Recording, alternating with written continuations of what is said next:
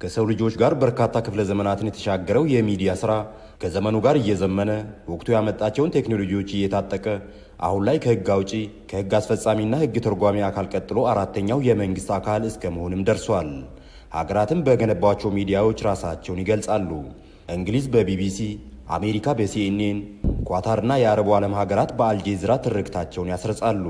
አሁን ላይ የሚዲያና ኮሚኒኬሽን ተጽዕኖን በመረዳት የማዕከላዊ ኢትዮጵያ ክልል መንግስት ኮሚኒኬሽን ጉዳዮች ቢሮ ከክልሉ አመራር አካዳሚ ጋር በመተባበር ለሚዲያና ኮሚኒኬሽን ዘርፍ አመራሮች ውጤታማ ሚዲያና ኮሚኒኬሽን ለገዢ ትርክት ግንባታ በሚል መሪ ቃል ስልጠና እየሰጠ ይገኛል።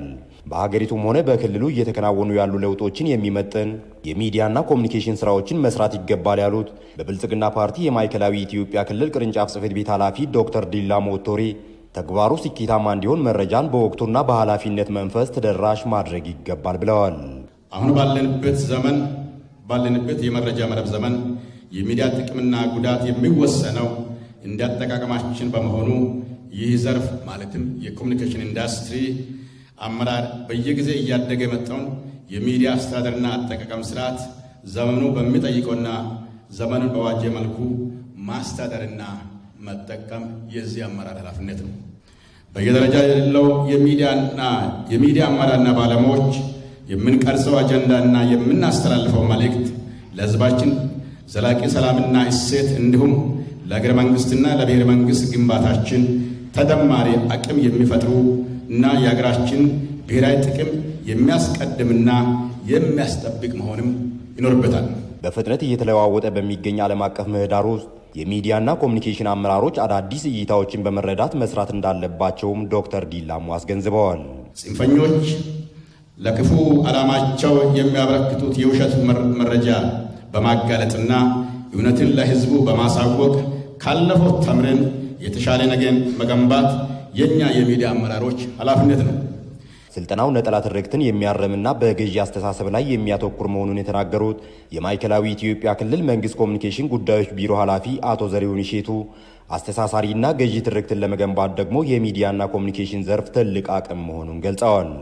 ሚዲያ አራተኛ መንግስት ነው እንደሚባለው የህልማችን መነሻና መዳረሻ የሆነው ሰብአዊ ልዕልና፣ ኢኮኖሚያዊ ልዕልናና አፍሪካዊ ሀያል የመሆን ህልማችንን በህብረተሰባችንና በመላው ዓለም ለማስረጽና ለማስተጋባት በዘመነ በይነመረብ የተፈጠሩ ድሎችና ተግዳራቶችን ተረድቶ የሐሳብ የበላይነት በመያዝ የህዝብና የመንግስት ፍላጎቶችን በማህበረሰብ ውስጥ ለማስረጽ ገዢ ትርክታችንን የሆነውን ብሔራዊነት ወይም አርበኝነት የትርክት የበላይነት ለመያዝ የፓርቲያችን እሳቤዎችና ፕሮግራሞች በህዝብ ውስጥ በማስረጽ ቅቡልነት እንዲያገኝ ለማድረግ በክልላችን ብሎም በሀገራችን ያሉት እምቅ የተፈጥሮ ሰው ሰራሽና ባህላዊ የመልማት ጸጋዎቻችን ለማስተዋወቅ ሚዲያና ኮሚኒኬሽን ትልቅ መሳሪያ ነው።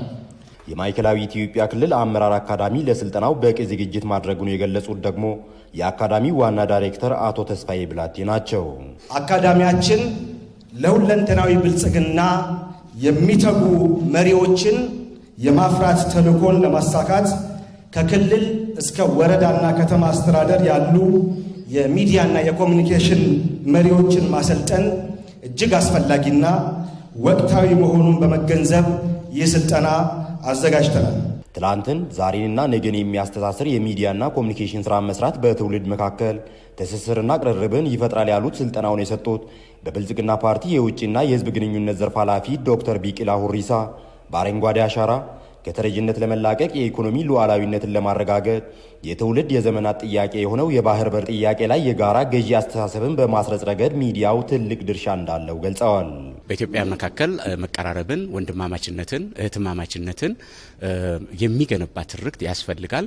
ከሚነጣጥሉን ከሚለያዩን ነገሮች ይልቅ የሚያስተሳስሩና የሚያቀራርቡን ነገሮች እጅግ በጣም ብዙ በመሆናቸው እነሱን አጉልቶ በማውጣት ገዢና አስተሳሳሪ ትርክት መገንባት አስፈላጊ ነው የሚል አጀንዳ በመያዙ ምክንያት የገዢ ትርክት ግንባታ ትልቅ የትኩረት ማዕከል ሆኖ እየተሰራ ይገኛል። ህዝቡ ከሚለያዩት ነገሮች ይልቅ የሚያስተሳስሩና የሚያቀራርቡ ጉዳዮች ላይ አትኩሮ እንዲሰራ በማድረግ ሂደት ውስጥ የሚዲያና የኮሚኒኬሽን ስራ እጅግ በጣም ወሳኝ ነው።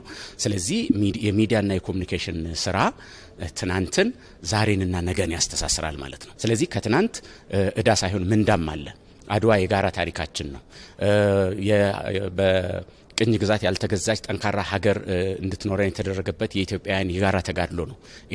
ይህ ትውልድ እንዲማር እንዲያውቀው ማድረግ በጣም ወሳኝ ነው። የማዕከላዊ ኢትዮጵያ ክልል ከተመሰረተ ገና 2 ዓመት ያልሞላው ቢሆንም አስተሳሳሪና የጋራ ትርክት ላይ ቀድሞ የጀመረው ስራ የሚደነቅ እንደሆነም ዶክተር ቢቂላ ሁሪሳ ጠቅሰዋል።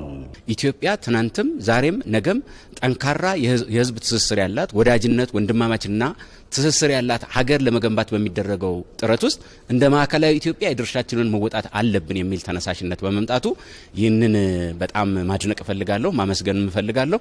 ለሌሎች ክልሎች ቀጥሎ ለምናደርጋቸው ስልጠናዎችም እንደ መልካም ተሞክሮና ልምድ የሚወሰድ ነው ማለት ነው። የጋራ ትርክትን በመገንባት ሂደት ህዝቡ ወቅታዊና ፈጣን መረጃዎችን ማግኘት አለበት ያሉት ዶክተር ቢቂላ ይህ ካልሆነ ህዝቡ ለሐሰተኛ መረጃ ተጋላጭ በመሆን የሚታሰበው የጋራ ትርክትን መገንባት ፈታኝ ይሆናልም ብለዋል።